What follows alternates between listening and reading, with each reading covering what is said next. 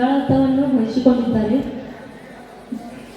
ಈ ಎಲ್ಲ ಕಾರ್ಯಕ್ರಮವನ್ನು ಯಶಸ್ವಿ ಕಾರ್ಯಕರ್ತರಾಗಿದ್ದು ತುಂಬ ಹೆಮ್ಮೆಯ ವಿಷಯವಾಗಿದೆ. ಹಾಗೆ ಈ ಕಾರ್ಯಕ್ರಮವನ್ನು ಈ ಮುಂದೆ ಬರುವಂತಹ ಎಲ್ಲ ಕಲಾವಿದರಿಗೂ ಕೂಡ ನೀವು ಹೀಗೆ ಪ್ರೋತ್ಸಾಹ ಮಾಡಬೇಕು.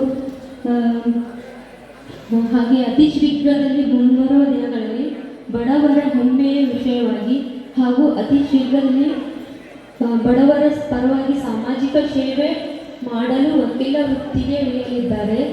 ಹಾಗೂ ಶ್ರೀ ಹನುಮಂತ್ ಎಚ್ ಹಂಸನಾಳ್ ಸರ್ ಇವರು ಕೂಡ ಸೌಹಾರ್ದ ಕರ್ನಾಟಕ ಪತ್ರಿಕಾ ಸಂಪಾದಕರಾಗಿ 11 ವರ್ಷ ಸೇವೆ ಸಲ್ಲಿಸಿದ್ದಾರೆ. ಒಳ್ಳೆಯ ವಿಚಾರಗಳು. ಇದರ ಜೊತೆಗೆ ಪತ್ರಿಕಾ ಸಂಪಾದಕರಾಗಿ 11 ವರ್ಷ ಸೇವೆ ಸಲ್ಲಿಸಿದ್ದು ಒಳ್ಳೆಯ ವಿಚಾರಗಳು.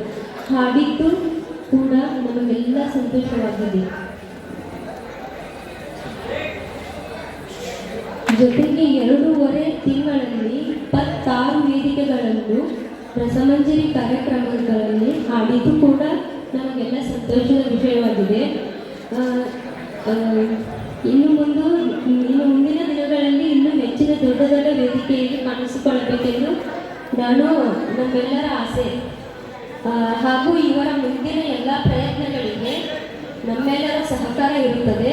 ನೀವು ಕೂಡ ಇವರಿಗೆ ಎಲ್ಲ ಥರದಿಂದ ಸಹಕಾರ ಮಾಡಬೇಕಂತ ನಾನು ವಿನಂತಿಸಿಕೊಳ್ಳುತ್ತೇನೆ.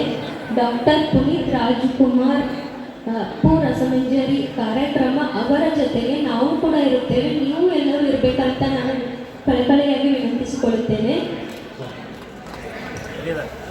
ಧನ್ಯವಾದ ಸರ್.